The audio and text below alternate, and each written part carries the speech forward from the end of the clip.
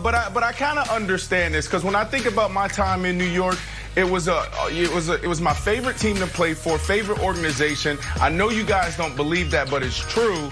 But when I think about football cities, Chicago Bears, I would have to rank that #1 for me. So I kind of get it. That was Fitz's city, and he probably misses it a little bit. All right, Kevin, Yasmani Grandal with a dinger drop. So look, you got a home run in the playoffs. I'm happy for you. It's a good job. But this bat flip, we're embracing them now. You got to get with the times. A bat drop is fine, but if we look at what happened last week, we had one of the most epic bat flips of all time. So if the league is allowing this, and dare I say promoting it, we're in the playoffs. We're competing against the NBA Finals and the NFL. Well, hockey's over now. Throw the bats, gentlemen. Let them loose. Sacrifice fly, blammo. Throw it out there. Let it go. Not going to hit anyone in the stands, that's for sure. Nick, who's covering the King? Yeah, listen, one of the advantages the Heat have in this series is they have 3 guys who have real experience with LeBron James in very high leverage playoff moments. Start with Jimmy Butler. Think about his biggest playoff moments against LeBron James in the postseason. I mean, here's one of them. There's Jimmy Butler. I wonder what's going to happen here. Oh, LeBron hit a game winner in his eye. All right, that's maybe a bad example. All right, Andre Iguodala. How about his great playoff moments against LeBron James, like in the NBA Finals where, oh, wait, no, that was to win Game 7. Okay, what about, Jenna, I mean, come on. What about Jay Crowder? Hold on, let's not forget about Jay Crowder. Jay Crowder's big, he's strong, he moves well laterally. He can start, oh, no, that's right in your eye, too. So those 3 guys, Jimmy, Iggy, Crowder, well, I mean, they have such a long history of success against LeBron in the postseason. Just something for the Lakers to look out for, Jenna. That's all. That's all I'm saying. Almost as if that was planned. All right, guys, my condolences go out to the Minnesota Twins this morning. Not only did they lose to the Astros in the wild card game last night, not only was it a brutal loss, tied at 1 in the 9th. You walk in the go-ahead run. What are you doing, Twins? But it was their 17th straight playoff loss. It's the longest losing playoff streak in all of the 4 American sports. All of them. The last time the Twins won a playoff game, October 5th, 2004, against the Yankees. They won 1 game, lost the series, but won a game. I know that because I was there at Yankee Stadium. Stop talking, Nick. Covering that game. I'll never forget. Remember, Johan Santana went 7 scoreless in that. It was a big game. I'm about to walk into the clubhouse. There's a bunch of Yankees beat writers around me. Everyone stopped. I looked around. I never said anything to these guys. I looked around and I said to them, you know, this Twins team, this could be a special team. Never won another playoff game again. That was the last time I opened my mouth to a bunch of Yankees beat reporters. All right, let's move on to a team very unlike the Twins, the New England Patriots. Every once in a while, Brandon, every once in a while. All they seem to do is win in the postseason, these Patriots. This year, with Cam at the helm, they're off to a 2-1 start. The same record, by the way, as Brady and the Bucs. And it seems like those comparisons are going to be going on all season. To my point, Cam joined WEEI yesterday in Boston and talked about how he's handling the pressure of the never-ending quarterback comparisons. Take a listen. I was laughing about a lot of things. I've been laughing a lot in my whole career by the analysis of who Cam Newton really is. And that's just the honest truth. And the fact that, you know, here I am in year 10 still having to explain the person and the player that I am. It's just, and sometimes disrespectful, because we don't question certain quarterbacks. We don't have to question Russell Wilson.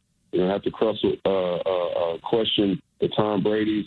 And I hate the name drop, but it's just gotten to that point, that obviously me being the new face, and obviously, people are trying to find and dig into certain things.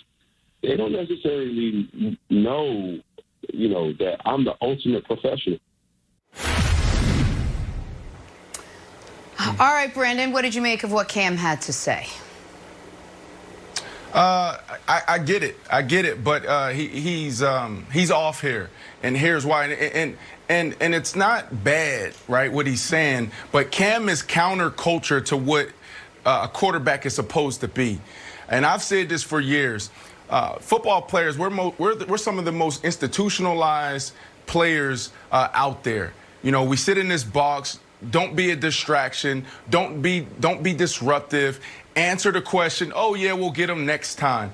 Cam Newton in day one came in and disrupted what it is and what it looks like to be a quarterback, how he dresses, how he celebrates, how he talks to the media. And I actually commend him for that. Like, we need it. We need Cam Newton. We need more of Cam Newton standing up and being authentic and comfortable in their own skin.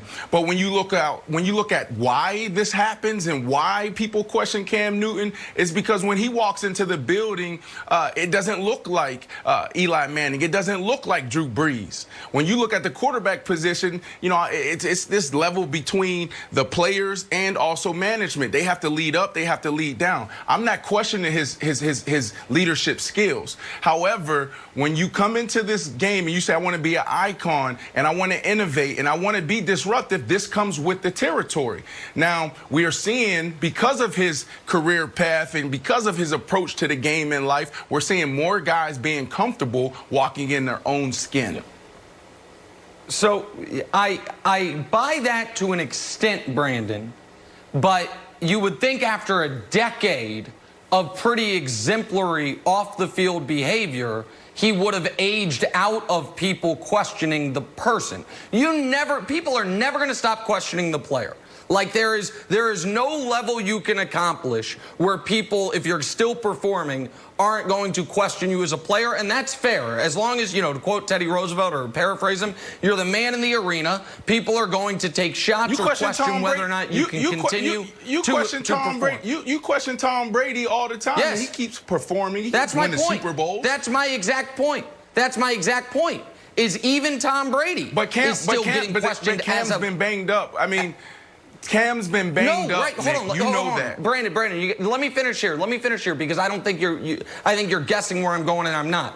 I'm saying it's totally fair to question him as a player. And I think even Tom Brady still gets questioned as a player. I think what's frustrating to Cam is being questioned as a person. And that's what he's hitting on. And we can say, well, you know, it's because you haven't won. Like, Tom has won and Russell have won. Matt Ryan ain't never won a damn thing. Nobody questions who he is. Phillip Rivers never won a damn thing. Nobody questions, can he be a leader, who he is. Cam is held to a different standard. And, you know, Wilds, before the show, I pulled the curtain back a little bit.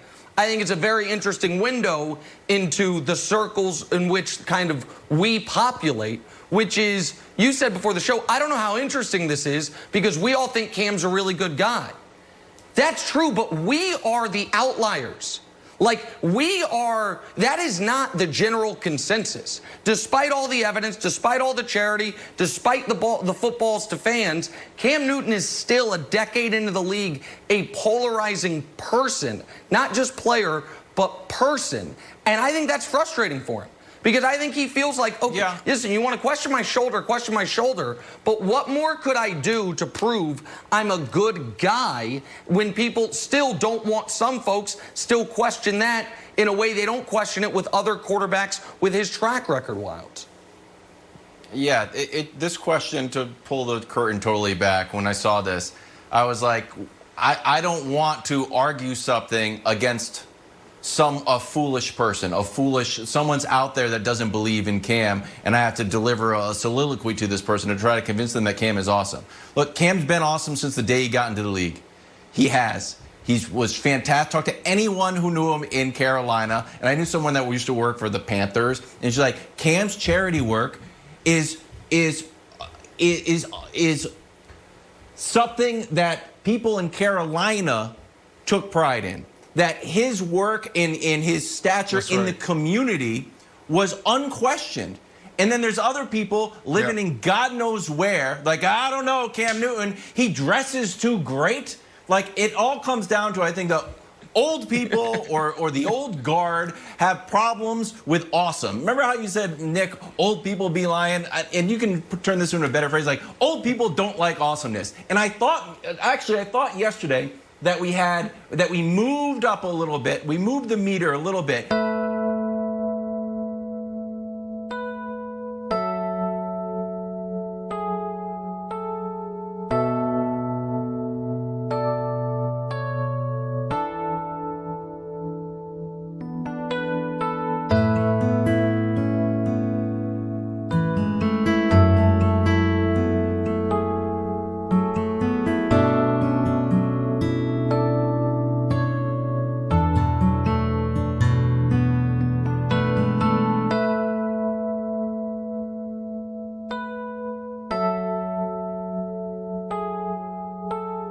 We're trying to fuel the front line. We're trying to send recovery rooms into hospitals. And we wanted our nurses and caregivers to recover like us.